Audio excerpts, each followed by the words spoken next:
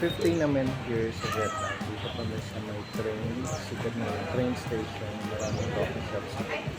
Yeah. Double maraming nag-aabang dito sa pagkaan. Marami kasi attraction eh. Foreigners sa iba. Well, maaga kami dito. Order pa lang muna.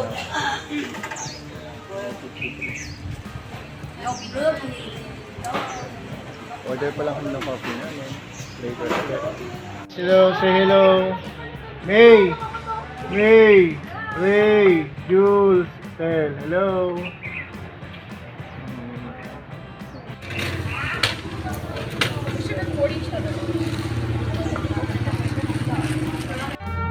Ito na, the most awaited train viewing. Malapit na yung train.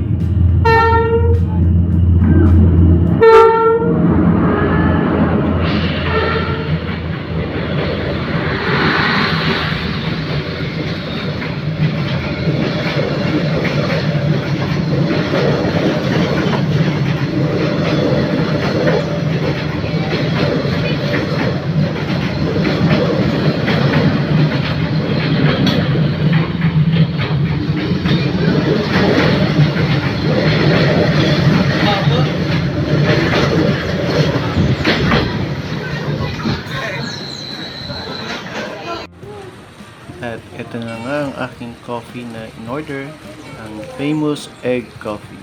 Favorite ko na yata ito. Umorder na rin ako ng food, ng breakfast ko. Dumating na rin siya. You know, nakalimutan ko yung name ng in-order ko. Pero masarap naman siya, nakakabusog. Ayan. Hindi na gets ni Kuya kaninang kumuha. And the train is coming.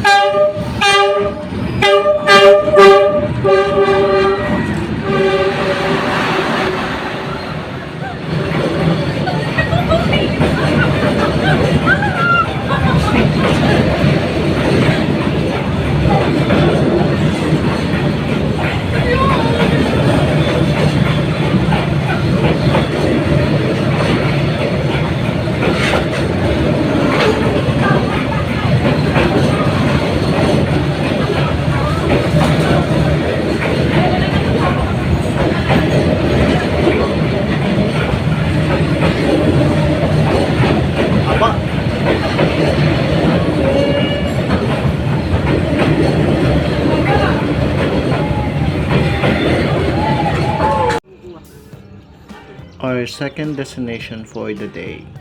May entrance fee pala dito 70,000 BNB.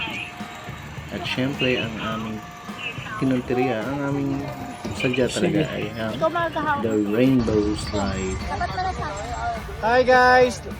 Ayoy, lingon kayo dito!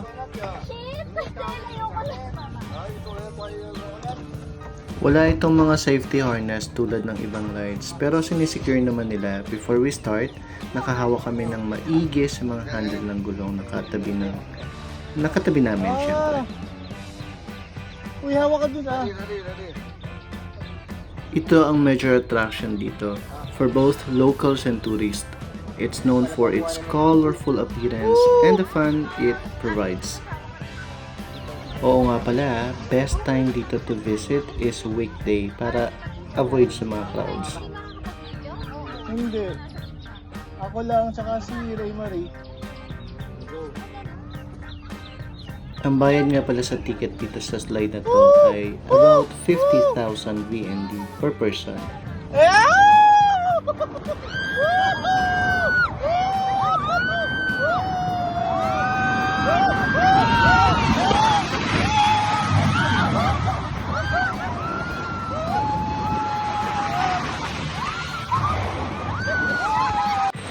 Ito naman ang aming third destination, ang Cafe Giyang. Ayaw mo nung egg coffee with coconut. Nel. Egg coffee na may coconut siya. Pinagsama. A lovely spot for coffee. Very different cafe experience dito. yung mga table and chairs, ang baba pa. Ang bilis din ng service dito. Ayan na yung coffee namin agad. Ayan, yan. Unang-una na yan. Dragon. At syempre, dinner time. Nagyaman-yaman na muna kami dito sa Tamvi Restaurant.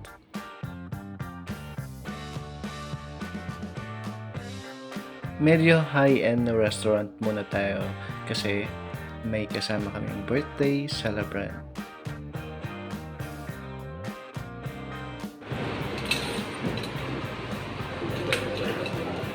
Nine.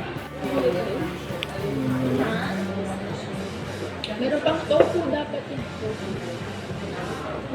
Syempre, happy tummy kami sa sarap ng food namin at ang mahal dyan. Thank you for watching!